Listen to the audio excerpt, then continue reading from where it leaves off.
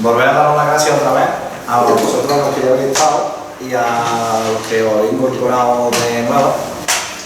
Bueno, voy a hacer una cosa que no he hecho antes, que es presentar. Se me había olvidado. Se me había olvidado. Sí. Bueno, mi nombre es Javier Álvarez. Soy coordinador del grupo local de la Sociedad Española de Ornitología en la comarca de Guadalteba. Bueno, la comarca de Guadalteba sabéis que es esta comarca que contiene Campillo, Arbales, Tebas, Almargen, Cañete de la Real, Serrato. Serrato no entra. No entra, pero bueno, ¿no? Lo ha adoptado, ¿no? Y la cueva del Cerro, y toda esta zona de aquí. Entonces, pues hace como un año y algo, pero voy a empezar, voy a abrir un poco esto. Vamos a ver. Creo que aquí.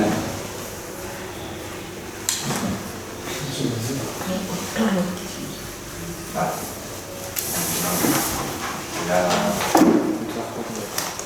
Pues hace un año, pues así, antes de la pandemia, pues nos planteamos el hacer un grupo local.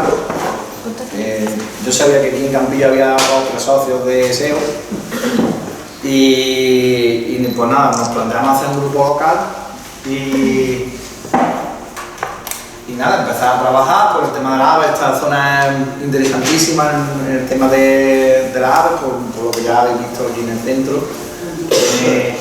Tiene la laguna de Campillo, la cercanía de Fuente de Piedra, y luego también tiene distintos hábitats muy interesantes, distintas zonas muy interesantes, como por ejemplo toda la zona de la sierra de Arbales, la sierra de Cañete, la de Tebas y otras muchas más que le dan muchísima importancia por el tema de las aves, por las aves que hay allí, por las grandes rapaces, la águila tercera, la águila real, que están en un estado de conservación pues regular, ¿no? Es una zona muy importante para la conservación de una especie muy emblemática, que es el alimoche, que fue muy representativa, que tuvo una buena población en la zona, pero que en los años 60-70 empezó su declive y empezó a desaparecer, ¿no?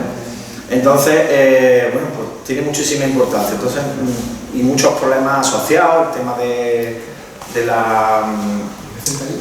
este despiporre o guirigay que hay con el tema de las nuevas tecnologías, que no es que estemos en contra, que no estamos, porque estamos a favor de una ordenación un poco lógica de sus ubicaciones, ¿no? Entonces, pues todo este tema de la tecnología de obtención de la energía verde y demás, pues, era muy importante el problema que hay y otra serie de problemas más. Entonces decidimos pues formar un grupo local y centrarnos sobre todo en el tema de la educación ambiental y del tema de las áreas urbanas y demás.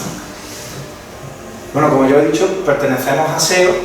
SEO es, yo voy a poner aquí esto es muy largo, pero yo voy a intentar resumirlo lo más posible.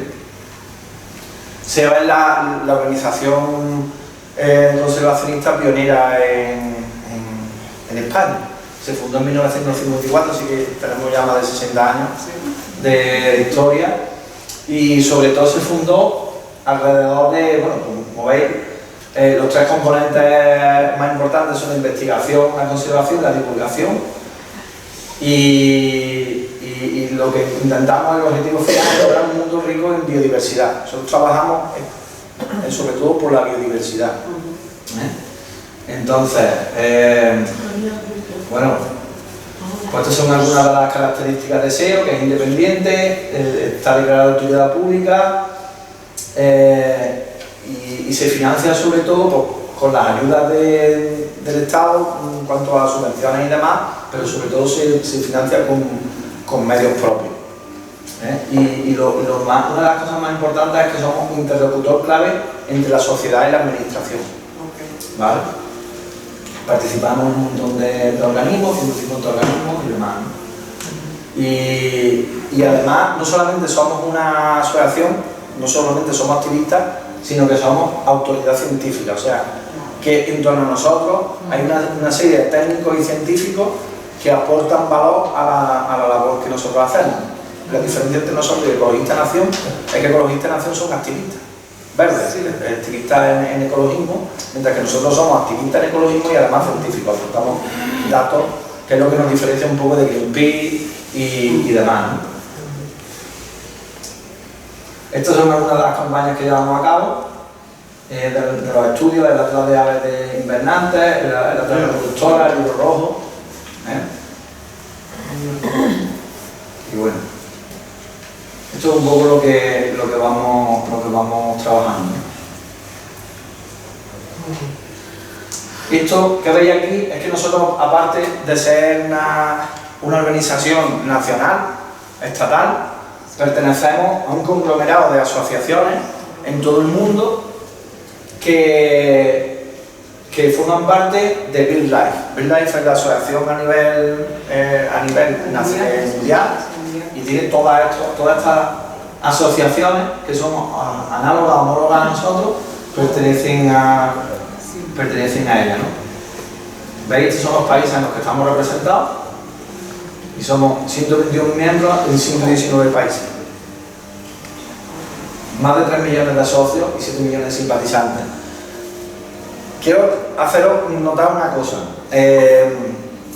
Nosotros tenemos, ahora sabéis las cifras, tenemos en torno a los 20.000 socios. La RSPB, que es la Royal Society, bueno, la asociación británica, como nosotros, pero en el Reino Unido, tiene solo, de estos 3 millones de socios que formamos parte de BirdLife, 1 millón son británicos. 1 millón son británicos. O sea, para que veáis el nivel de participación que tienen los ingleses, ¿no? los que forman parte del Reino Unido, no son solamente ingleses, los ingleses, escoceses, galeses. Tampoco es un país muy grande. Es un país muy pequeño, una isla de por eso que la proporción es brutal, para que veáis hasta dónde llega la concienciación y el amor por la ave que tiene esta gente, ¿no? 4.000 grupos locales repartidos por el territorio, en todo el mundo, y 8.000 empleados, ¿no? Trabajan 2 millones de niños, porque nos centramos mucho en la infancia, y gestiona 4 millones casi 5 millones de hectáreas en todo el mundo, de reservas que son gestionadas por nuestros socios y por nosotros en todo el mundo. Esta foto que veis aquí, pues la foto de los nosotros llamamos los 7 magníficos, que son los fundadores de SER. Valverde, yo identifico a 2 en particular, a otros nombres no sé, pero identifico a 2 que son Valverde, que es este de aquí, Antonio Valverde, y...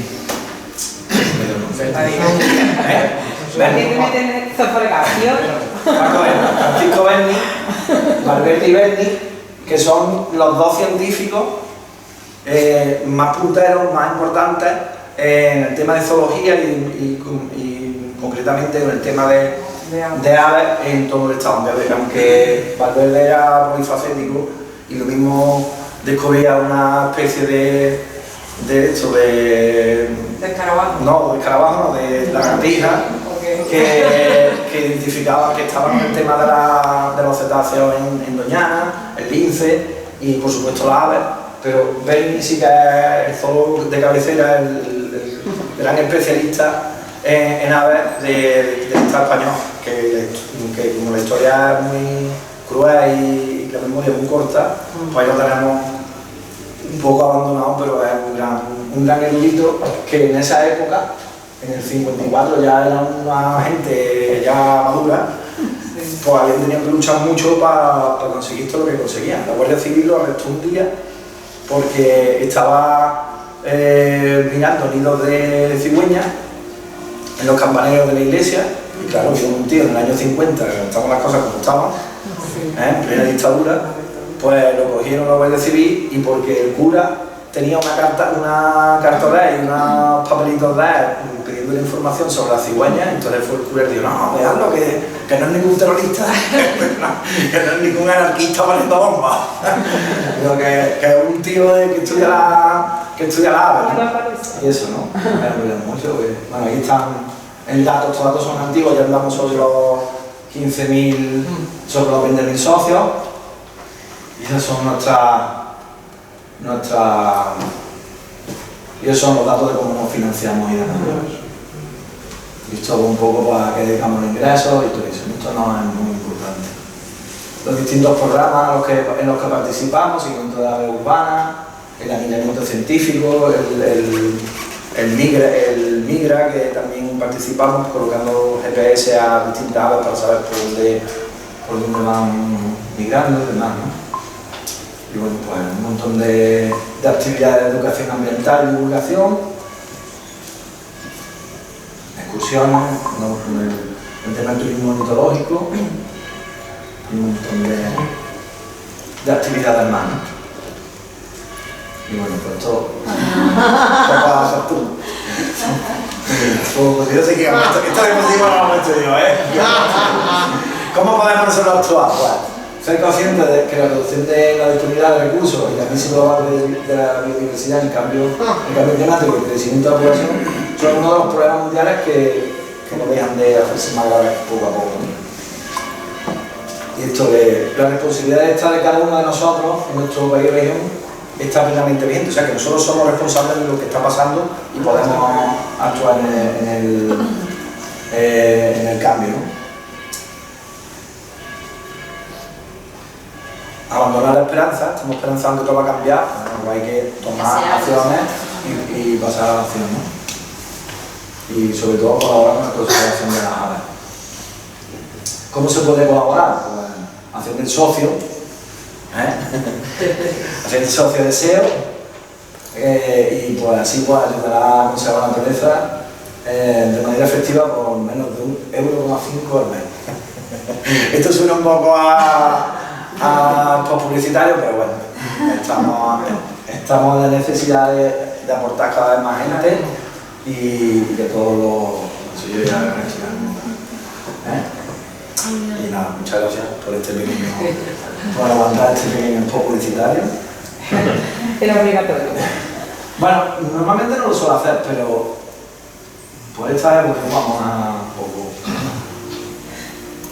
como el día de la ave, por ponernos en el contexto más que todo, ¿no? de por qué estamos aquí, ¿no? Que no es porque yo haya querido, Antonio, y porque el ayuntamiento quiera, sino porque estamos inmersos en una red que está ocupada en hacer esto una realidad, ¿eh? No somos nosotros de forma aislada, sino que hay 2 millones de personas, 3 millones de personas en todo el mundo que están haciendo exactamente lo mismo que estamos haciendo nosotros ahora, lo están haciendo ellos, con el mismo objetivo y con la misma dirección. Entonces que veamos que cualquier acción que nosotros hacemos no es una cosa aislada, bueno, que llega donde llega, que nos enteramos nosotros, se enteran nuestras familias, nuestros amigos, se enteran aquí en el ayuntamiento. No. Esto está siendo un movimiento, una ola que llega que se está extendiendo por todo el mundo. Y que esa ola arrastra a mucha gente. Y mueve a 8 millones de personas en todo el mundo a la vez, que esas 8 millones de personas, imaginaros, con esto de las redes, que dice, ¿a cuántas tu post ha llegado a no sé cuántas personas? Pues sí, imaginaros a cuántas personas va a llegar esto que nosotros estamos haciendo justo a la misma vez. Y bueno, yo me he presentado antes, he dicho que soy coordinador del grupo local, pero aparte lo más importante es que soy ornitólogo amante de la ave desde que tenía 17 años. Es decir, si sumáis, bueno, no sumáis, pero no voy a decir nada. No son 30 y tantos años ya lo que llevo en este mundo, y en este mundo es un mundo muy complejo, que hablábamos antes, que tiene muchas cosas, que tiene muchas especies, muchas historias. Entonces a mí hay 2 grupos de especies o 3 que son las que a mí me apasionan verdaderamente, que son las aves acuáticas y los limícolas, pues estamos donde estamos, aquí en Campillo, y las rapaces nocturnas. Las rapaces nocturnas son una de mis pasiones, y voy a intentar que se note por qué, porque es un grupo de especies de aves muy interesantes, ¿no? Y bueno, pues el título de la charla de hoy, las rapaces nocturnas ibéricas, y yo quería, por supuesto, como vamos a hablar de rapaces nocturnas ibéricas, daros la bienvenida al mundo de las tinieblas, al mundo de la oscuridad. Aunque como veréis, no es tan oscuro ni tan tarde donde se mueven estas aves, pero vamos a ir viendo que no está muy relacionado con la noche y demás, pero bueno, digamos que viven a caballo entre el día y la noche, no exclusivamente en la noche, sino que están ahí en el mundo de las tinieblas, pero a media luz, con un poquito de luz. Entonces, bueno, pues nada, pues empezamos un poco, pues son algunas fotografías de algunas de las especies que tenemos, y vamos a empezar definiendo de qué estamos hablando, ¿no? ¿De qué hablamos cuando hablamos de rapaces nocturnas? Hablamos de rapaces y de aves que viven en la noche, ¿no? ¿Cómo se define el término rapaz o rapaces?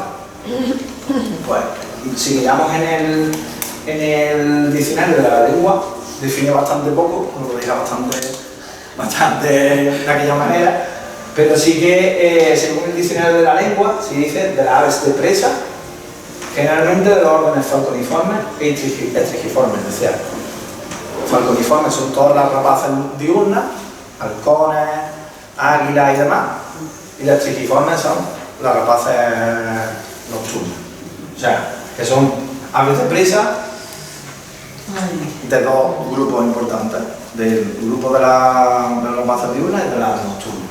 Según la Wikipedia, que es el gran recurso al que todos echamos mano, pues una ave de presa rapaz es una ave que caza presas para alimentarse, ¿vale? Caza para comer, no comer como tú que te ponen el plato delante. Ellos tienen que trabajar para alimentarse, utilizando su pico y sus garras afiladas. O sea, está dotado biotecnológicamente para alimentarse y para cazar, ¿vale? Sus garras y sus picos tienden a ser relativamente grandes, como hemos visto antes en el anillamiento. Lo que hemos estado en el anillamiento es que los piquitos eran muy pequeñitos, eran una cosita potente, unos tienen unos picos potentes pues para romper semillas y eso, pero no eran fuertes como para desgarrar, aunque sí hay paseriformes, como decía Antonio, que sí tienen picos potentes para desgarrar carne, para comer carne, que son los alcaudones. No tienen unas patas muy potentes, pero sí que tienen unos picos fuertes para matar presas pequeñitas, pequeños ratones, pequeños pajaritos y demás, ¿no? Pero eso no son rapaces, esos son paseriformes, ¿vale? Sus garras y picos tienden a ser relativamente grandes, potentes y adaptados para desgarrar y o perforar carne. El término rapaz se deriva de la palabra latina rapere, es decir, apoderarse o tomar a la fuerza. O sea, cazan con técnicas de caza activas, pues bien al acecho, bien con técnicas de acoso por parte de los dos miembros de la pareja, ¿vale? Con distintas técnicas, pero pues, buscando eso, apoderarse a la fuerza de las presas, ¿no? Y nocturnas pues vienen por el mundo de la noche y demás, ¿no?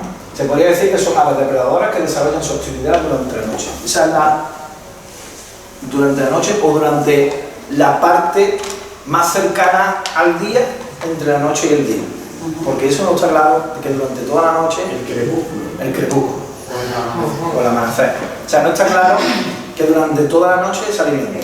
Hay unos datos, como sabéis, el anillamiento, hemos estado viendo el anillamiento no nos da datos solo exclusivamente de lo que es el tamaño del ave, sino también nos puede dar datos de cuál es su comportamiento. Entonces hay más gente en España, sobre un grupo de personas que está estudiando las rapaces nocturnas. Ponen unas redes, yo no sé lo que lo estaba comentando, que veníamos para acá, no me acuerdo.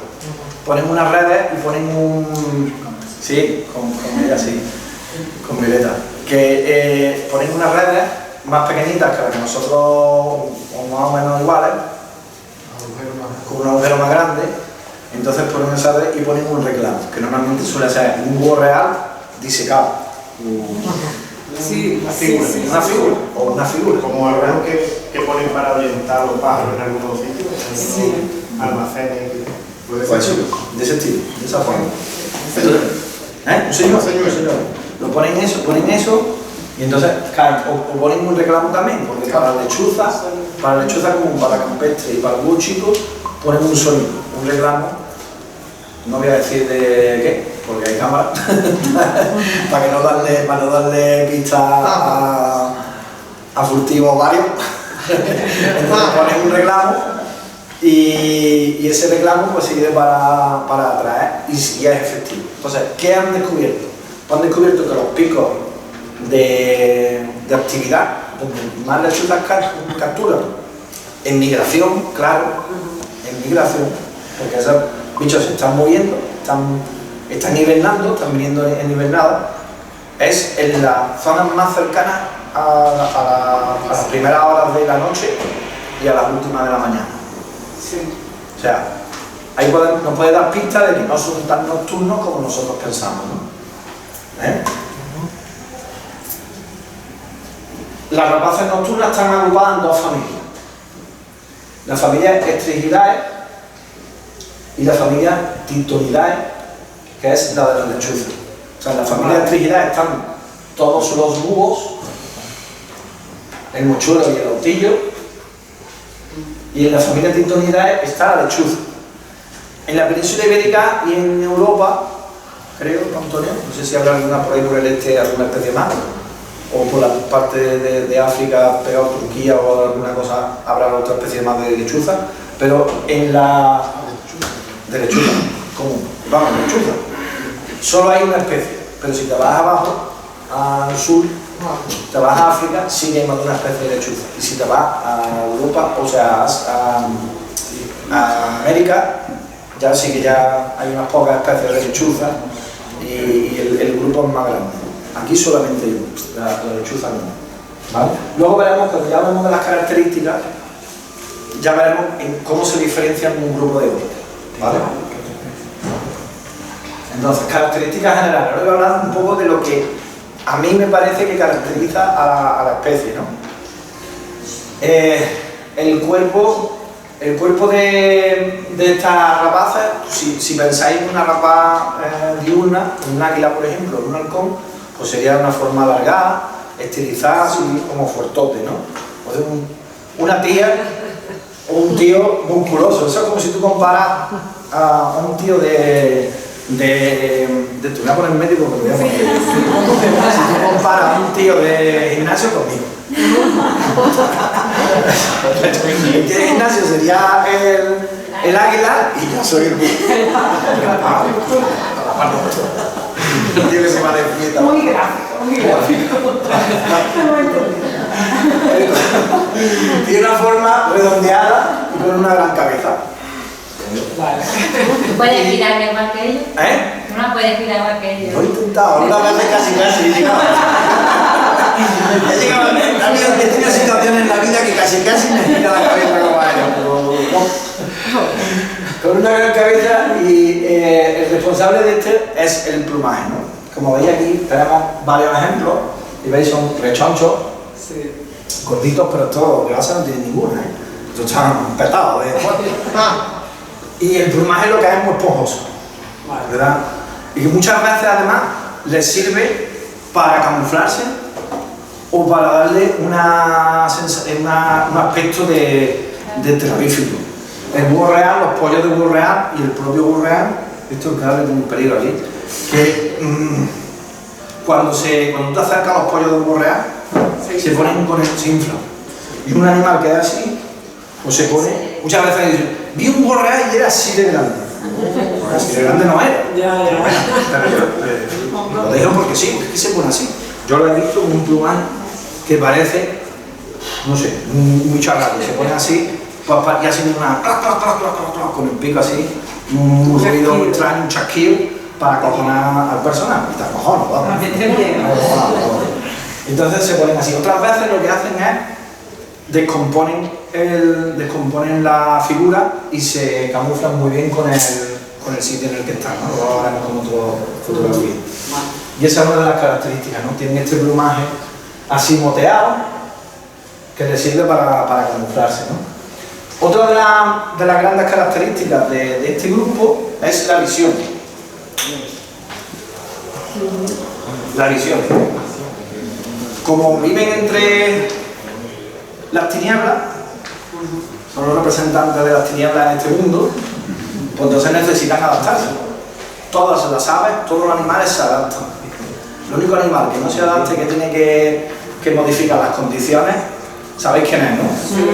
¿Quién es? Nosotros. Nosotros somos los que adaptamos al medio a nuestras condiciones de vida. Ellos lo hacen al contrario, se adaptan a ellos a las condiciones de vida. Hombre, no se hace de forma instantánea, tienen que pasar millones de años, pero la evolución lo lleva a eso. Pues la visión es uno de sus grandes armas. Tened en cuenta que son animales relativamente pequeños o grandes que se alimentan de otros animales también relativamente pequeños o grandes. O sea, de un ratoncito así de pequeño o de un conejo, que un búho real que es de la altura de la garza, más o menos, del principio de la garza, del cuello de la garza, de mitad del cuello de la garza hacia abajo, y está en lo alto de un tronco, de una encina. Y se tiene que alimentar, tiene que cazar un conejo que está a 800 metros, 1000 metros, y que está metido entre matorrales y demás, ¿no? Entonces, pues tiene que tener, y además, muy poca luz. Son las 7 de la tarde de un día de noviembre y hay niebla en la dehesa y está el bicho allí en lo alto de su tocón en encima. Se ve, es menos que un gato de hielo, por eso. Entonces, ¿qué necesitamos? Una buena visión adaptada a la baja luminosidad. Presenta unos grandes ojos vivos, ese color está diseñado para absorber luz. No es una cosa... También le sirve para una cosa amarilla que reduce en la noche. Si hay otro búho allí más para allá, lo está viendo. Entonces, los grandes ojos, esto es una gran pupila con una gran capacidad para dilatarse y absorber luz, absorber la luz. Y con una retina con una gran cantidad de bastones que son las células, que son las que nos ayudan a ver. Esos bastones son las células que nos ayudan a ver. Pues ellos tienen como 10 o 20 o 30 veces más de las que tenemos nosotros, ¿vale? Están adaptados. Los ojos están situados al frente. Veis que las rapaces tienen los ojos a los lados. O sea, tienen, digamos, veis aquel que tenemos abajo, que es un aguilucho negro. Bueno, cualquiera de estas, cualquiera de las aves que tenemos ahí, ¿no? Tienen, ¿veis? Visión, lateral, tienen visión lateral. Ellos tienen visión frontal, estereoscopia y binocular, es decir, ven como nosotros. Nosotros estamos viendo, vemos por cada uno de los ojos, pero la visión que tenemos es única. Vemos un solo objeto, lo cual pues favorece, porque en unas condiciones bastante malas, pues no se distorsione mucho la imagen y puedan enfocarse sobre eso. Eso le da una ventaja y una desventaja, porque claro, si tú tienes visión lateral y ves con un ojo una parte y con el otro ves otra, pues tienes tú estás en vuelo y estás viendo a este que viene por aquí y este que viene por allí, y ves todo este territorio, tienes un ángulo muy grande. En cambio ellos tienen un ángulo bastante más pequeño. Eso lo corrigen con otra de esas, lo que decíamos antes del cuello. Entonces, locación de la cabeza. Puedes girar la cabeza 270 grados. No giran 360, porque si no la volverían a hacer. Son 270, ¿vale? Lo que le confiere la posibilidad de ampliar el campo de visión. Amplían el campo de visión y aparte le sirve para otra cosa, que es para descomponer la figura. Le sirve para camuflarse. Cuando el búho está en una rama, imaginaros que está de frente, ¿no? Un hochuelo o el hostillo que tenemos abajo, que sería un mar, pero bueno, o ese mismo búho, ¿no? Que está en una rama y claro, con los ojos abiertos de frente, pues lo puedes ver muy bien. En cambio, ahora gira la cabeza y se pone todo el color atigrado que tiene, y esto de fondo es una rama de una encina, que no se ve nada. Entonces, eso es lo más característico, los que mejor se camuflan así son, porque a este le importa menos, pero al búho real le importa menos, pero el carabo, el búho chico y el autillo este de abajo, eso es demasiado. De hecho, yo no lo Que de abajo No se ve. Es que no se ve. Bueno, el camuflaje es una de las características que yo destaco como muy importantes, ¿ves? A ver si lo señalo, pero sí. Está aquí, ¿vale? Esta foto es mía. Esta foto la hice yo en el zoológico de Córdoba, un autillo que estaba aquí todos los días, estaba además cantaba todos los días. Esto es un pimentero, un falso pimentero, y estaba ahí de esa. Los autillos, hay varias especies que el plumaje tienen como dos tonalidades, dos morfos, que lo llamamos nosotros, el gris y el rojo, el pardo, gris y pardo. Más o menos se sabe, se piensa, que en el caso del autillo está relacionado con el tipo de árbol en el que anida. O sea, los pardos están en árboles con corteza así más oscura, y los grises están en árboles como por ejemplo los plátanos de sombra, Sí. los chopos, los álamos. Entonces, y están en ese tipo de árbol, ¿no? Y veis, pues descompone la figura y no se le ve apenas. ¿Vale?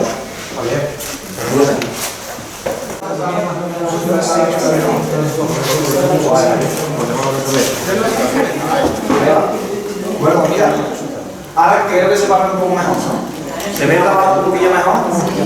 Que claro, como había dado antes, pensaba que tenía que quedar. Bueno, ¿veis? ¿Veis el plumaje? ¿Veis la silueta?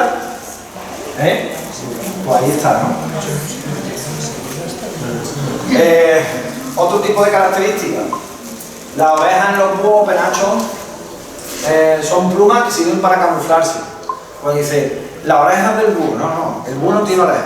Digamos que hay dentro de las triniformes, hay dos tipos de búhos, que son los que tienen orejas y los que no tienen orejas. Orejas tienen todos, pero penachos solo tienen dos especies, que son el búho real y el búho chico.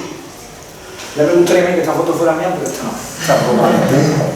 Entonces, los penachos son estas orejas, estas plumas, que les sirven pues, para, en época de cría, en época de apareamiento, les sirve pues, para llamar la atención, se llama la atención entre ellos, las vuelvan hacia atrás, las ponen hacia adelante, y les sirve tampoco para camuflarse. Bien las ponen rectas o las ponen hacia atrás, dependiendo de la necesidad. El autillo también tiene como ese penachos también, una especie de penachos también, ¿vale? Pero mucho más pequeño. Y el oído en realidad,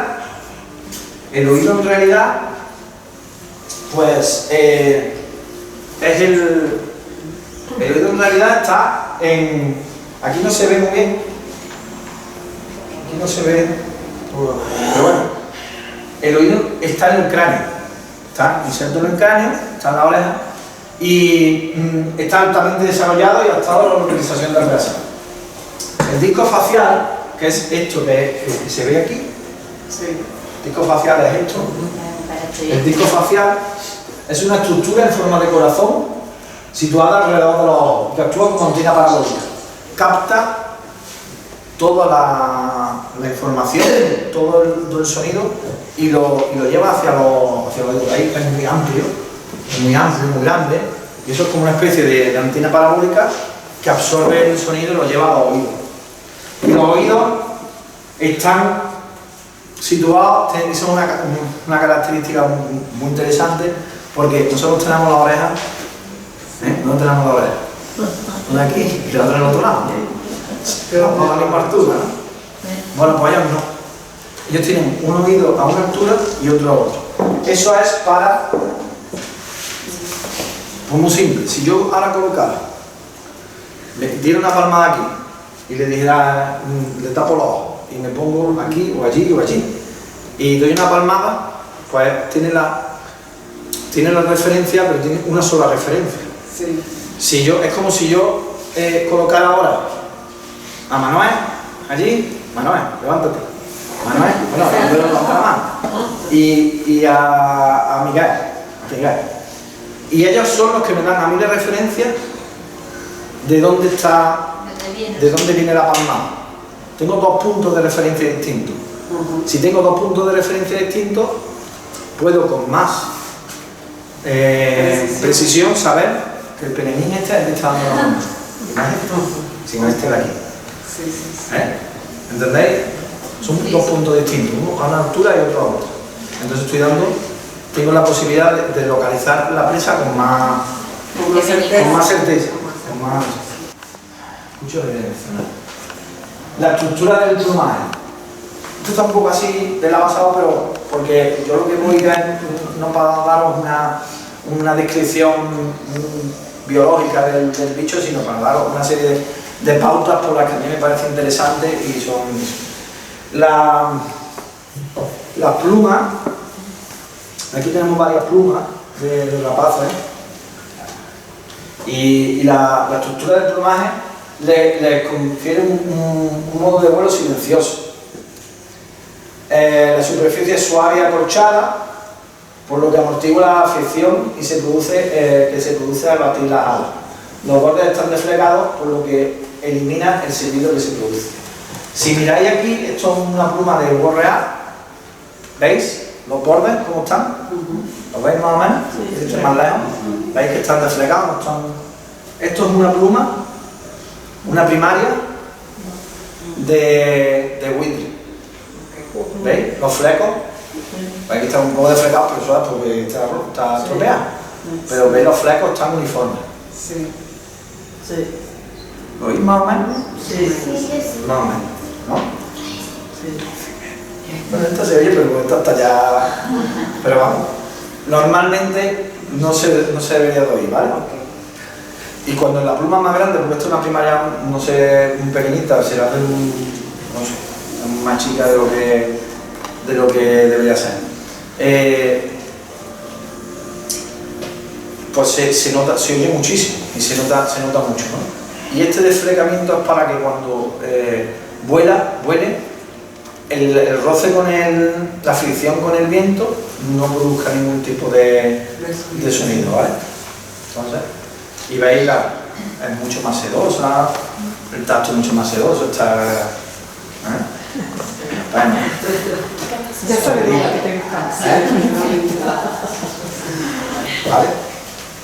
Por el silbido para evitar el silbido que produce. Luego, otra adaptación, aparte de estos 2 métodos de caza tan importantes que es la vista y el oído, que son letales para la obtención de la presa, la segunda arma, aparte del pico, que tiene un pico, como veis, tiene un pico potente, fuerte, capaz de agarrar cualquier tipo de presa, un pico potentísimo, grandísimo, un tamaño bastante grande. Pues tiene unas garras también muy potentes. Estas son unas garras de búho real. Muestra una especialidad que la diferencia de otras rapaces. El dedo posterior tiene 4 dedos, digamos que tiene unos dedos como así, ¿no? Sí. El dedo posterior es reversible y al cerrarse la garra hace como una presa en forma de 4, ¿no? ¿Tiene? Así, y lo que hace es cerrarla en forma de 4. Incluso si os encontráis una ave rapaz alguna vez en campo de muerte, no debéis tocarla. Exacto. Por si ha sido envenenada. Entonces lo suyo es hacerle fotos sin moverla, sin darle la vuelta desde luego, que por esta parte está más bonito. Comunicarlo. Como dije antes, a la autoridad más cercana que se cae, que ya llegará normalmente aquí a la Consejería de Medio Ambiente, que es la que se encarga de registrar todas las muertes por accidente o por algún causa desconocida. Entonces, al encontrar el cadáver, se le hacen fotos, se le dice el sitio y ya vendrán ellos a levantar el cadáver. Porque puede ser envenenada, entonces necesita una cadena de custodia, se llama, que es el cadáver, hasta llegar al laboratorio para hacer el autopsia. He visto CSI, pues ya está. Sí. Un poco extremo, pero es así. Es lo correcto. Claro, porque puede, si nosotros tocamos por los dueños del coto o el que sea, ¿no? Sí. Puede Vamos a alterar las condiciones de... Claro, puede decir que hemos alterado las condiciones del cadáver y que eso pues, no hay garantía de que lo hayamos puesto nosotros allí o cualquier cosa de esa, ¿no? Entonces, bueno, pues las garras son muy potentes, tienen unas uñas potentísimas, de este tamaño, que se clavan en la carne, que hacen una presa muy potente y que evitan que pueda escapar la presa y que muera de una forma instantánea. Porque hay que tener una cosa clara. El mundo real, la naturaleza real, nada tiene que ver con Walt Disney. ¿Habéis visto las películas de Walt Disney? Pues siento deciros que no son verdad. Lo siento. Es la realidad. Lo siento. Mario te va a matar. Yo tengo que decir, te vas. No. La realidad es que los animales no son ni buenos ni malos, pero tienen que alimentarse. Porque estos tienen 7 pollos y les tienen que dar de comer. Y los pollos de estos son tan bonitos como los de los demás. Lo mismo. Y son tan achuchables como los de los Como demás. los huevos. ¿Eh? Como los huevos. Eso. Yo no entiendo lo que es. Entonces, esa es la realidad. Esa es la realidad. La realidad es que hay animales que se alimentan de otros animales. Y hasta el más pequeñito y adorable, si se tiene que comer a otro, se lo come. Y no lo dudo. ¿Vale? Y esa es la realidad. Ellos siguen su ciclo, nacen, mueren. O sea, nacen, se reproducen y mueren. Y su labor es perpetuar su especie, perpetuar sus genes. Sí. Entonces, había un autor que hablaba del gen egoísta. El gen egoísta es que yo voy a hacer todo lo posible para que mis genes, que son los mejores del mundo, y están haciendo una labor de conservación de la especie. Porque si yo reproduzco los genes más favorables, estoy afianzando la especie. Eso es aplicable para los animales. No para el resto, para los humanos no, porque eso aplicado a los humanos tiene un nombre. Sí. El nombre es fascismo. Aplicado a los animales es fascismo. O sea, aplicado a los humanos es fascismo, ¿vale? Pero los animales se reproducen, viven y su razón de ser es por otro entorno, ¿no? Entonces, bueno, pues la reproducción es otra de las características importantes que tiene este grupo, que es que se adaptan. Tienen muchísimas, pueden tener muchas o pocas dependiendo de cómo esté el alimento.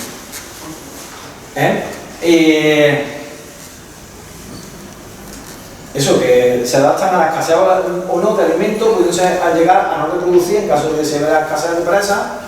Y las puestas la efectúan entre 2 y 3 días de diferencia, porque los primeros pollos muestran un gran tamaño.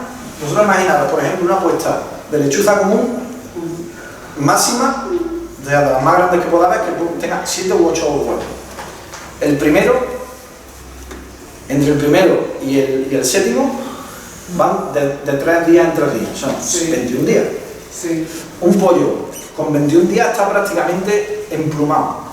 O sea, ya tiene un poco plumaje, un poco plumaje blanquito, tiene ya mucho plumaje, y el pequeño está así de chico. Que hay escasez de alimento. Vale. Todo lo siento, hermano, pero hasta aquí hemos llegado. Tienen una característica muy acentuada en las rapaces nocturnas, que es el cainismo, es decir, no hay de comer. Yo voy a comer. Claro, sí. ¿Vale? No voy a decir, uy, lo quiero tampoco. Lo vamos a leer un poco. Pero ya lo habéis entendido, ¿no? Sí. Vale. La alimentación es otra característica importante. Se alimentan prácticamente de todo. El búho real es un superdepredador. Está arriba. en la cadena alimenticia está arriba. No solo se alimenta, la alimentación fundamental es el conejo, Sí. como todas las grandes rapaces, pero no se alimenta solo de conejos, se alimenta de conejos, de otros pequeños mamíferos y de otros roedores, y se alimenta además de otros mamíferos, o sea, de pequeños depredadores, comadrejas, ¿cómo se llama? El turón, la garduña, la jineta, todos los pequeños, el zorro comen una barbaridad, el zorro es mucho, y los gatos. Gatos también, en Cañete. Hace unos años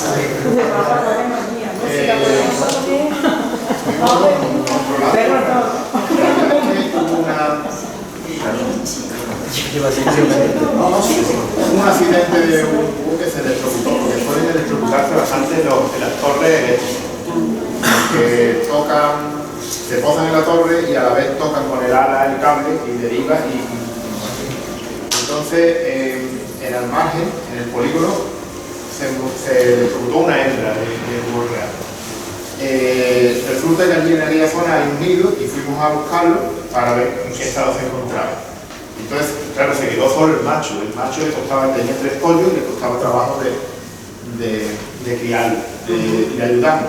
Pero curiosamente, debido a la escasez de conejos, pues lo que tenía, siempre tiene algunos restos en el nido, lo que tenía en el nido eran erizos, pero una cantidad increíble de erizos, claro, en la piel y los pinchos, era lo que quedaba, porque toda la parte comestible estaba rápida.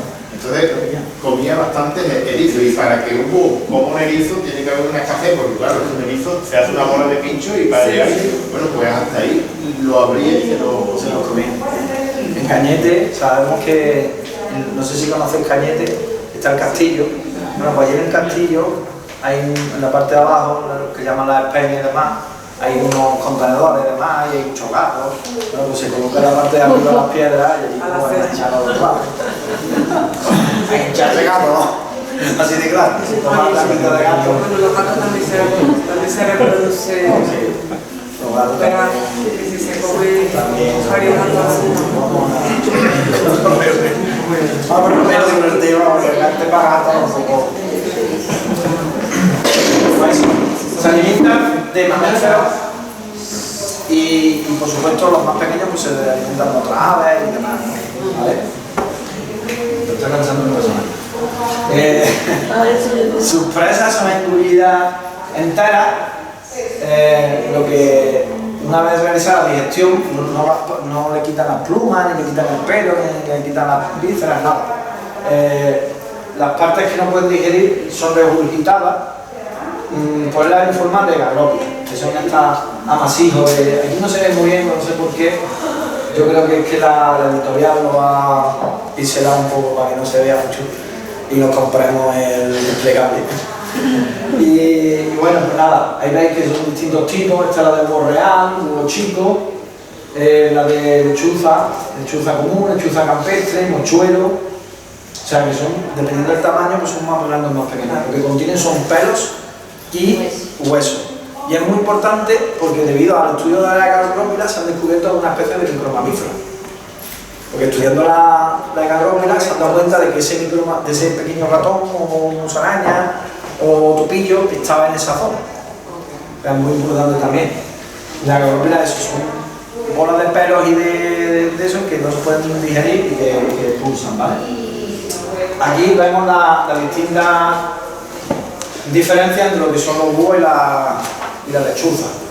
El cráneo en los búhos es redondo, en la lechuza es alargado, las órbitas son muy grandes, en los búhos, en la lechuza son más pequeñitos, el pico es corto y curvado, mientras que en la lechuza es muy alargadito, es mucho más alargado. El tarso, lo que es la pata, es corto y alargado en la lechuza porque lo que cazan son pájaros, entonces están adaptados a la caza de pájaros, ¿no? Sí. El oído es simétrico, bueno, más o menos, y el izquierdo está, o sea, son del mismo tamaño, pero están uno más alto que otro.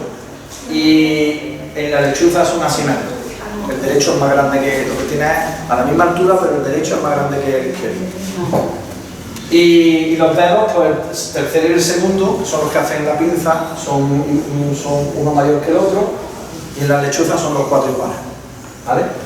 Y los huevos pues son redondeados en caso de los búhos y alargaditos en forma de pera en caso de la lechuza, ¿vale?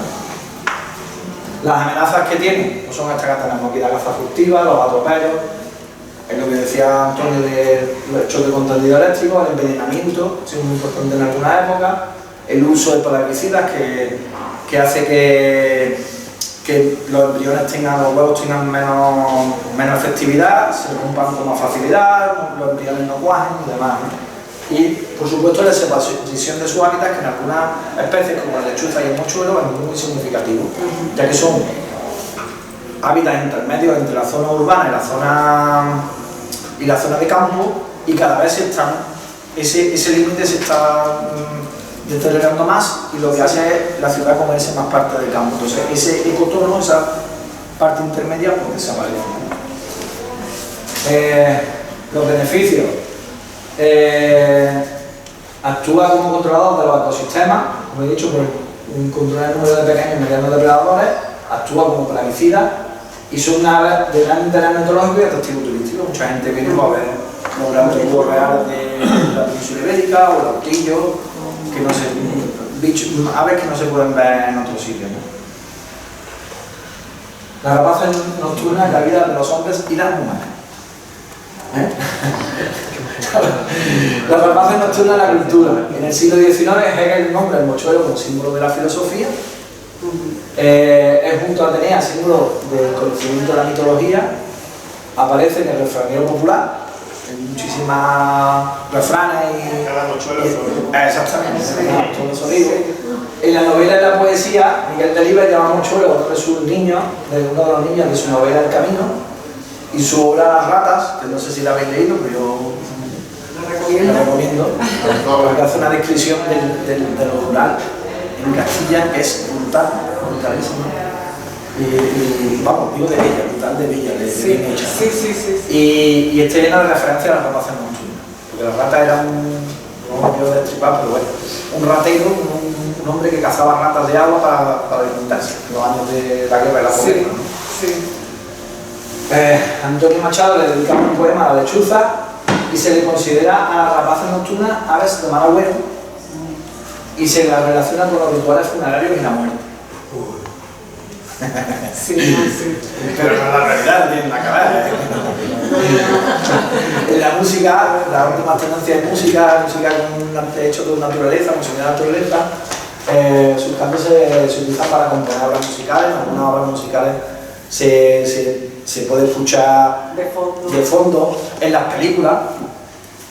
Voy a decir una cosa muy antigua, pero bueno. No sé si os acordáis de la película de Tarzán. Sí. Bueno, nosotros 40 años.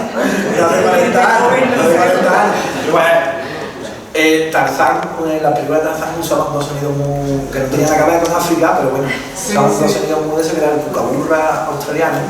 O sea, que era un pájaro así como una especie de pájaro Martín Pescador. Sí, es como una especie de Martín Pescador, una cosa más. Pico gordo así, cucaburra, y algunas veces también metían el carro. En la selva africana, ¿sabes? Sí. Pero de eso le da las películas de miedo. Este tío va por una casa oscura, por un bosque, y se escucha el tío se caga, pues eso. Utilizaba para dar miedo y demás, ¿no? En el cine hay muchas referencias y se utiliza mucho el sonido de los búhos. Sí, de hecho, en el tema de Halloween hay muchas siluetas de búho. Sí, relacionado con las tinieblas, la noche y demás. Bueno, aquí está el poema de Antonio Machado. Por un ventanal entra la lechuza en la catedral. San Cristóbalón la quiso espantar a ver qué bebía del vedón de aceite de Santa María. La Virgen habló, déjala, que beba San Cristóbalón. ¿Vale? Eso es un libro antiguo que tenía cuando era chico, vamos. Estaba este poema y era muy curioso porque tenía una fotografía de la lechuza, la Virgen, San Cristóbal y todo lo que decía, ¿no? el monaguillo que quería espantar a la lechuza, ¿sabes? Por eso. Vale. Los hábitats, prácticamente casi todos los hábitats se les puede encontrar, habita tanto las zonas altas de montaña como los valles de la llanura, las dehesas y bosques de pino y carcáceas, los cálculos, las encinas y demás. Coloca su nido en cantiles, en el caso de los búhos reales, en agujeros en el suelo, también los búhos reales, los mochuelos también pueden usar agujeros en el suelo, en cavidades de árboles, en nidos de córvidos o de rapaces, en edificios, ruinas, etc. Pero fundamentalmente las rapaces nocturnas tienen una estrecha vinculación con el hombre, ya que habitan los límites entre las zonas cultivadas, el bosque y las ciudades, o incluso las mismas ciudades, ya que se las puede encontrar dentro de edificios o parques y jardines. La lechuza vive vinculada a nuestros pueblos. Todo el cambio en la arquitectura ha perjudicado abiertamente a la lechuza. Ya no hay los artillos donde se secaban los jamones o donde se guardaba el grano, eso ya no existe. Y allí en la vigas es donde dormían, ¿no? Donde hacían sus nidos, ¿no? Y luego lo que yo he contado, los ecotonos, la zona intermedia entre el bosque, pues son muy utilizados por mochuelos que se ven en los majanos de piedra de limpiar los campos, se suelen ver, o en los postes de la luz de la telefónica antigua también se solían ver, ¿no? Y ya está. Esto lo voy a intentar hacer un poquito más rápido porque ya llevamos una hora aquí y ya se me está muriendo la gente. Entonces, vamos a ver esa foto sin miedo, pero tiene tanto. Es de cedrería, ¿vale? Para arriba, vamos a ver. Bueno, pues ahí tenéis las características más importantes, pues este barreado que tiene, esta cabeza grande, los dos mechones, estos ojos así color amarillento, en este caso rojizo, y el atigrado este es muy característico del búho real. Este atigrado así importante. Si veis en un cantil, en unas piedras, en un tocón, un ave con la cabeza muy grande, de un gran tamaño, es muy probable que sea un búho real, muy probablemente. Y este barreado también. Vuelan, muy característico con estas alas caídas, se les ve volar a primera hora de la mañana o por la tarde o a cualquier hora, porque se mueven en cualquier hora, ¿no? ¿Vale? Es el búho más grande, voluminosa cabeza, rematador con orejas, por el color leonado y pardo en el plumaje. El canto, sí que os voy a poner el canto muy deprisa, a ver si lo puedo tener aquí, porque sí que me interesa que lo escuchéis, ¿vale? Esto no sé si lo vais, porque no tengo...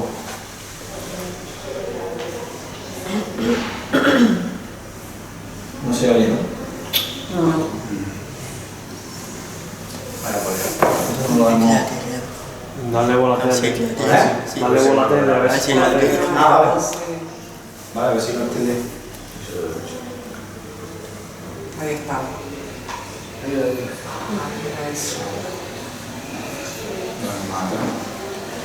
¿Lo escucháis, mamá? Sí.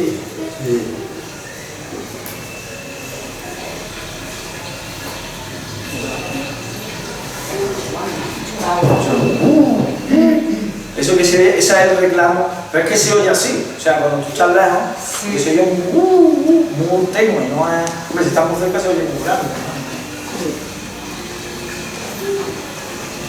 ¿Vale? Y además un poco egocéntrico porque dice se describe a sí mismo, ¿no? Sí. Entonces, pues nada, pues ese es el canto, es muy espectacular, escuchar la naturaleza. Ahora, a partir de octubre-noviembre, empieza la época de apareamiento y hasta enero por ahí, en cualquier cantil que haya por aquí, en la Sierra de Teba o lo que sea, es súper espectacular. Yo lo recomiendo, que esa es una actividad muy interesante, ir por las noches a, yo qué sé, a cualquier sitio ahí a Cañete mismo, Cañete mismo, allí hay el padrastro y se escucha perfectamente, incluso se le puede ver, ¿no?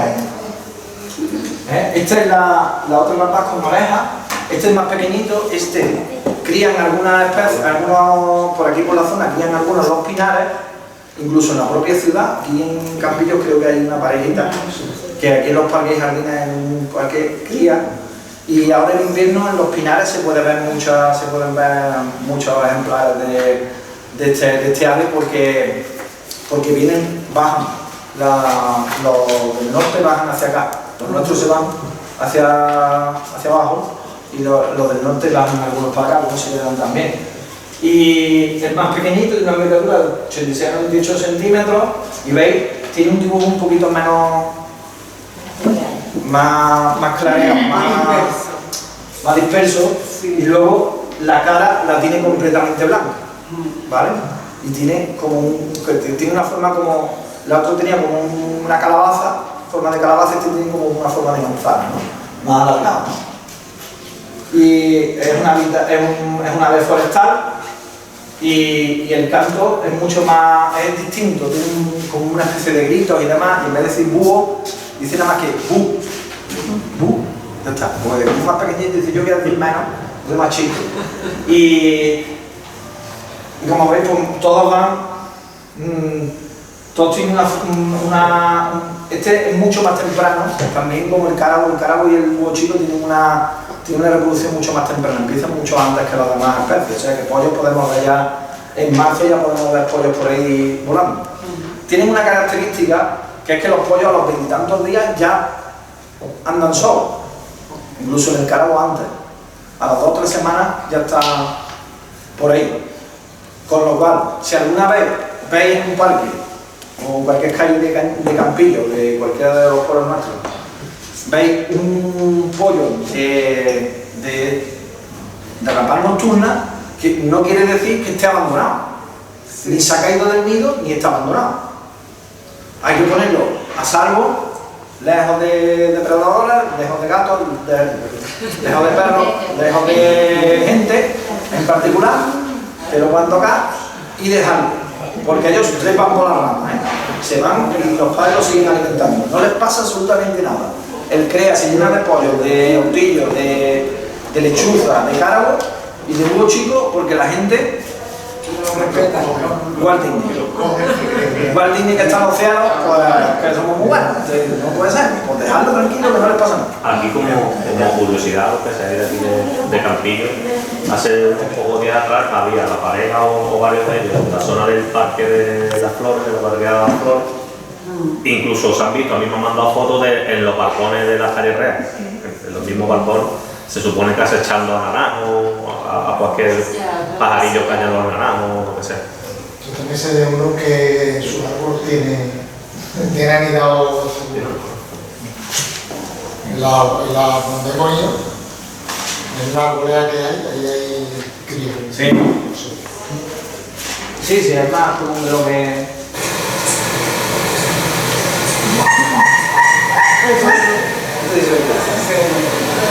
Antes de raro, extraño, también hace el búho ese, pero normalmente lo que se ve es pasar un poquito de... A ver si lo hace, luego también se oye un chillido que es el reclamo del pollo, ¿escucháis? El reclamo del pollo al adulto.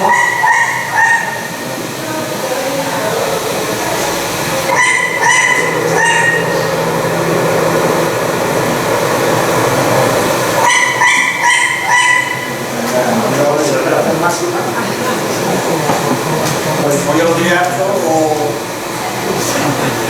algo este es el reclamo, ¿vale? Volvemos aquí otra vez. ¿Vale? Entonces, ese sería la segunda. Otra de las especies más... una de las que más me gustan son estos son un poco puñeteros, porque son muy territoriales. Entonces, se sabe de fotógrafos de naturaleza que metieron la mano donde no debían, se acercaron demasiado y andan por ahí tuertos, porque esto se tira. A mí me pasó una cosa con uno de estos, que íbamos haciendo una ruta por Sierra Madrona, en Ciudad Real, nos habíamos andado esto de 15 o 20 kilómetros y llegamos todos trozados perdidos, hechos polvo, y estábamos atravesando un robledal, estos robles melosos, tan contentos nosotros ahí en otoño, precioso, y llegó un cárabo de estos por detrás y me tiró del pelo. Porque a él le pareció todo. Le habíamos molestado. Porque estaba pasando por ahí. Yo la verdad que no pensaba que ni me di cuenta. Y entonces, por aquí íbamos a decir, y yo te he tirado del pelo, digo, bueno, ¿por qué? No otra cosa que hacer. ¿Qué quieres que te diga? Entonces, esto es un búho más pequeñito, Mide como entre 37 y 43 centímetros, envergadura son como casi 1 metro, y se identifican porque tiene esa cabeza en forma de corazón, los ojos muy negros, parece más una lechuza que un búho. Tiene, como hemos descrito antes las lechuzas, con el pico alargado. Bueno, pues no, es un estrigiforme. Las que no digan lo contrario, es un estrigiforme. Esos ojos redondos, negros, mucho más pequeños que los de los demás búhos, y estos tienen la costumbre de estar con los pollos hasta septiembre, octubre, están con todos los pollos juntos y con los juntos, igual que pasa un poco con el búho chino, ¿no? Distribución es por toda Europa, en parques y jardines se escucha muchísimo, y está muy extendido, sobre todo en masas forestales potentes. O sea, en bosque de pino, donde hay un bosque de pino, allí seguro que habrá un cargo. El que yo decía de las películas de miedo, se escuchan de las películas de miedo, eminentemente forestal, se encuentran en otras zonas rodadas como dehesas, sotos ribereños, zonas alquiladas, etc. La alimentación pues son pequeñas generalistas y se adapta a la exigencia de la estación en la que se encuentra. O sea, pone ratones, pequeños pájaros, de todo lo que es. Y la reproducción tiene un celo temprano, empieza en diciembre y enero, puede estar en febrero de 2 a 5 huevos, usa huecos en los árboles. Esto es muy importante porque donde no hay huecos de árboles es muy difícil que haya cárabos. De hecho, hay un cañete en la zona de los pinos, que está al lado del padrastro y eso, yo la verdad que escucho poquísimos cárabos, y es porque no tienen pino, allí lo que hay es pino alepensis, pino carrasco, y eso tiene un poco agujeros, deja poco huecos, entonces no hay mucho ruido de eso. Y bueno, pues el reclamo que tiene es el siguiente. Esto sí que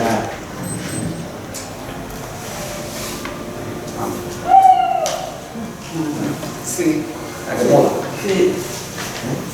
No se puede hacer el sonido con las manos, ahí así. A mí no me sale.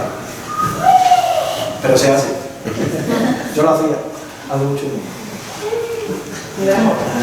Hay que soplar, hay que soplar.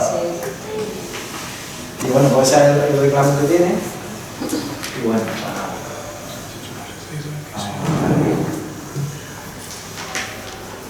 y la lechuza campestre es mucho menos común, anida en Europa, en la zona norte, y aquí viene normalmente a buscar, es una zona esteparia muy amplia, y lo que viene es en invierno, sobre todo en la zona de Doñana, donde más se puede ver. Y en esta zona de Campillo y demás se pueden ver algunas lechuzas campestres también, en la zona de Fuente de Piedra y toda la zona esa, ¿no? Tiene la cabeza también en forma de corazón, y bueno, es más clarita por el pecho y demás.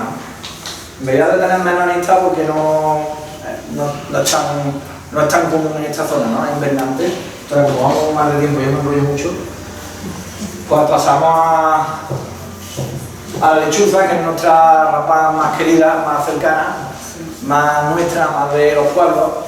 Y bueno, hay muy poquitas, quedan cada vez menos, se van perdiendo, como he dicho, los desvanes, la zona donde se cavan los mamones, donde se cavan las chacinas, que eran muy típicas de las casas de campo. Nuestros pisos no tienen cámaras de aire, no tienen zonas, entonces esos huecos que antes había en los edificios pues los utilizaban ellos. Los campanarios de las iglesias también los usan bastante, los sobretechos en las iglesias también. La identificación es muy clara, ¿no?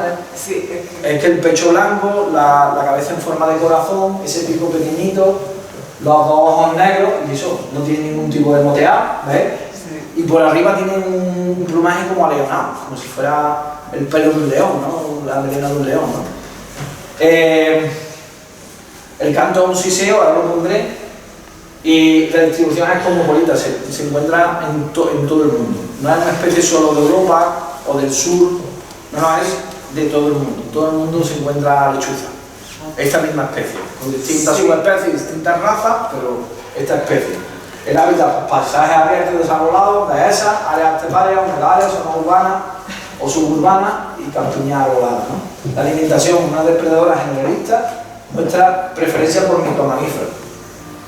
En la Garópila esa se han podido encontrar muchísimos restos de micromamíferos, algunos incluso que se creían extintos, que se creían que no estaban distribuidos en esa zona y se las podía encontrar, ¿no?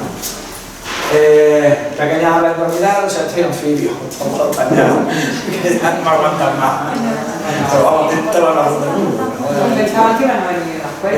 Reproducción en marzo de octubre, se instala en desvanes, casas, tejados, lugares deshabitados. 4 o 7 huevos, lo que decía, 4 o 7 huevos, 7 por 3, 21, el pequeño, como haya comida para todos. Que ahí mismo acentuado, la cebra se produce la hembra, vuelan a los 50 a 55 días, pero vamos, que a los 20 minutos están ya saliéndose el nido, correteando por los tejados y todo el rollo ese. Javier, una pregunta, ¿las aves estas cuando están en cautividad se reproducen o no se reproducen? Sí, es fácil, ¿no? Es fácil, no es muy complicado, no es muy complicado.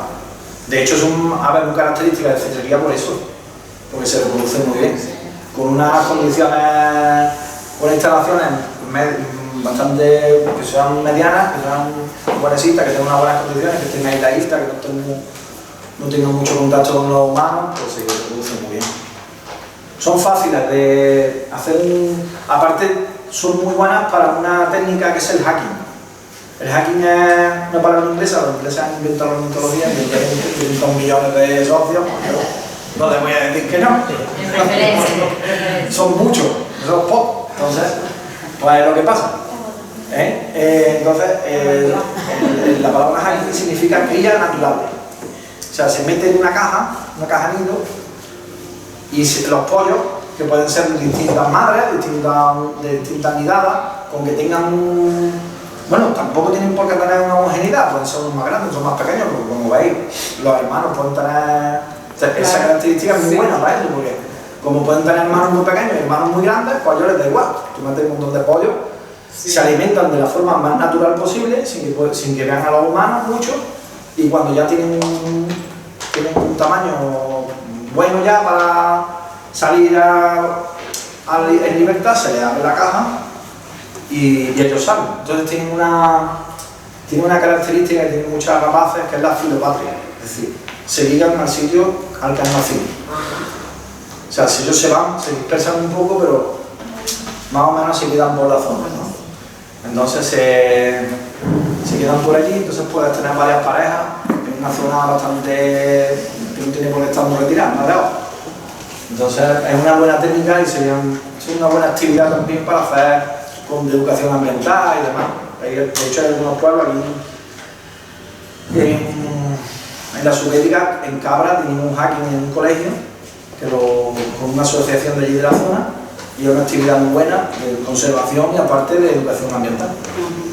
Un poco trabajoso, porque tiene que estar durante 60 todos los meses más o menos, dándoles de comer, alimentándole y demás, pero bueno. Claro. Bueno, pues este es el mochuelo, es uno de los más pequeñitos, un tamaño muy pequeño, entre 51, tiene envergadura de medio metro, un tamaño de 21-22 centímetros. El canto es como de un maullito, ahora lo vamos a poner, lo vamos a poner. Veis que tiene esos moteados, que no es el barreado de los otros búhos, sino que tiene un moteado así, y eso es lo que le da también una buena, le favorece también que esa pluma blanca es como si fuera un semáforo, ¿no? Como si tú a lo lejos ves un moteado que se mueve, blanco, sí. Entonces sirve para comunicarse también con otros congéneres y demás. Hace un movimiento curioso así de... ¡Ay, mira! Ahí llegó. Estos son tamaños reales. ¿Veis ese moteado? A ver, ahora lo paso.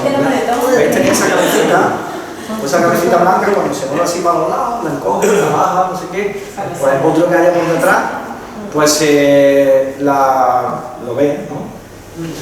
Y esto pues también sirve para eso, para comunicarse, se mueven, hacen bailes con las alas, y el vuelo pues también se identifica mucho.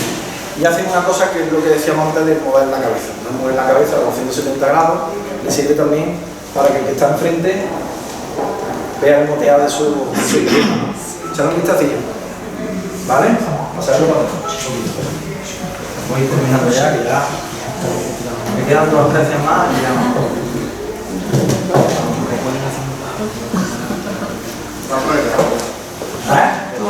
Por cosas así. Sí, voy a poner tanto mucho.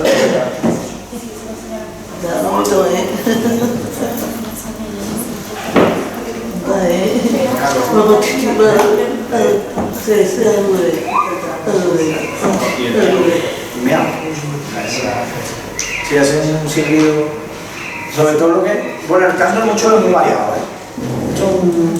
esto es que es de una página que se llama Sinocanto y un montón de cantos y reclamos y demás, pues claro, es como según cómo lo pillas, pero lo que estás viendo. Entonces lo que hace un maullido, ese maullido característico, que se oye que hay gente que se creía que es un gatito pequeño, pues no, es mucho él, ¿no? Entonces tiene ese maullido.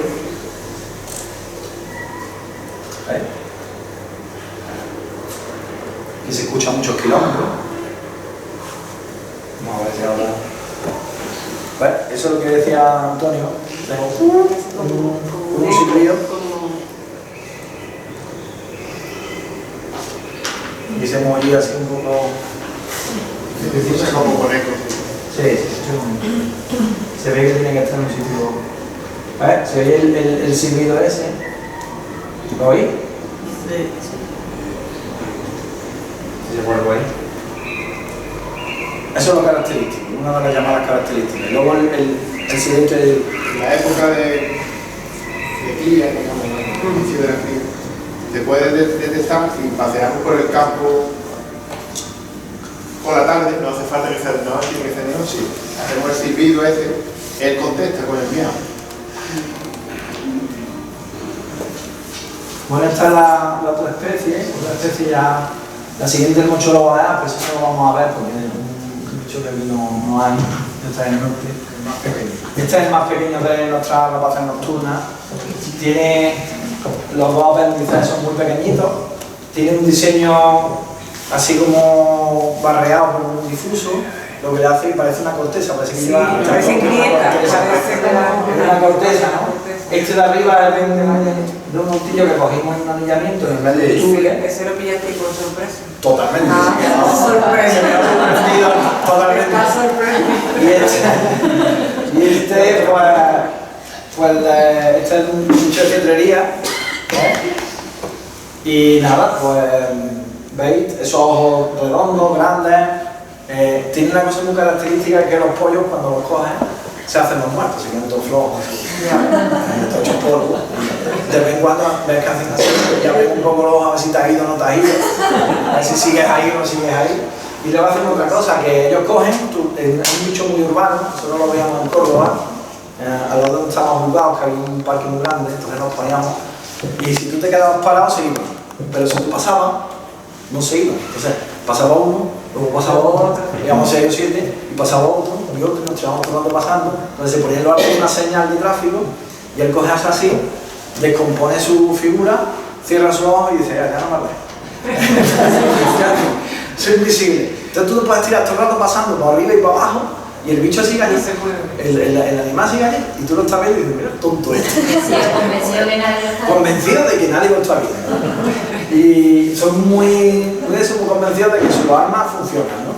Entonces, pues nada, pues sí, se mueve. Y de vez en cuando ves que hace así y abre un poquito los ojos, y ves el amarillo ese, y bueno, cerrarlo otra vez porque quedó pálido, ¿no?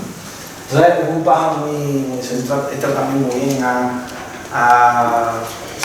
se coge también con cepo maya, se captura bien, muy pequeñito.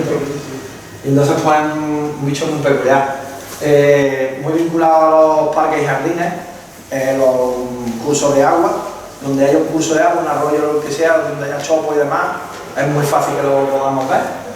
Y tiene un canto muy característico, lo voy a poner, que parece como una máquina que está dando marcha atrás. Ahora lo voy a poner. Y se confunde con el reclamo de otro animalito, que es el sapo parquero ibérico, que hacen el mismo, no sabemos cuál de los dos llegó primero, pero sí que el sapo parquero, el sapo seguramente será más antiguo, no sabemos, es muy probable. Se distribuye por todas las zonas templadas de Europa, Asia y África, preferentemente por la región mediterránea. Se encuentra en jardines, zonas arboladas, se alimenta de micromamíferos, insectos y pequeños anfibios. Pero vamos, sobre todo lo que se alimenta son insectos. Todo lo que comen son muchas cucarachas, muchos pibes, muchos bichos así. La reproducción entre abril y junio y es migrador. Pero este en vez de ser migrador como la que venía como la lechuza campestre que venía en invierno, este viene en verano. Se tira aquí hasta... Yo he escuchado pillos en el mes de diciembre todavía, y algunos se pueden capturar todavía en diciembre. Yo creo que algunos se quedan ya, se tiran todos los años, aguantar de vieja como pueden, y ya está.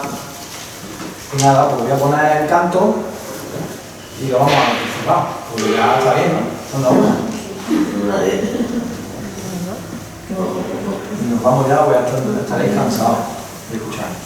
No. No sé qué posterillo.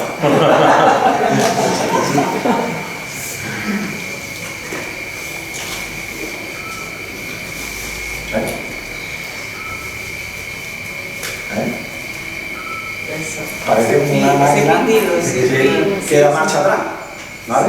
Hombre, aquí estamos alargados, pero a veces es que parece que eso, que está dando una máquina de marcha atrás, ¿vale? Luego tengo también, voy a poner también el de la lechuza, que no lo puse antes, que como veis es un canto.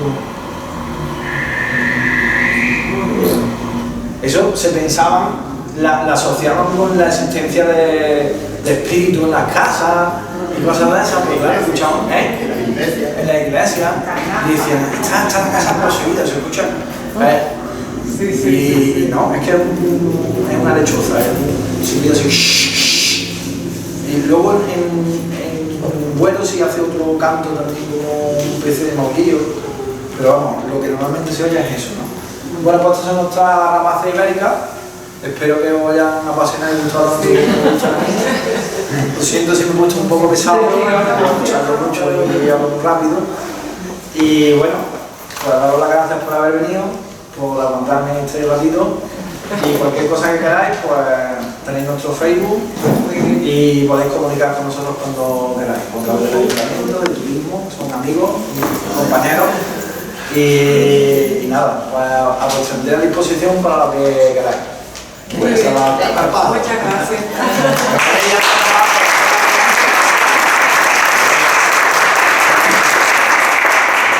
Yo quería desde el ayuntamiento también daros las gracias por la participación. La verdad que ha sido una sorpresa muy agradable, ¿no? De ver este número de personas y tan variadas a este tipo de actividades. Con lo cual quisiera, reitero, daros las gracias.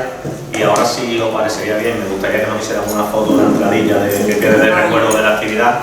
Y aparte, estos dos niños se van a hacer una foto especial con los pájaros en brazos.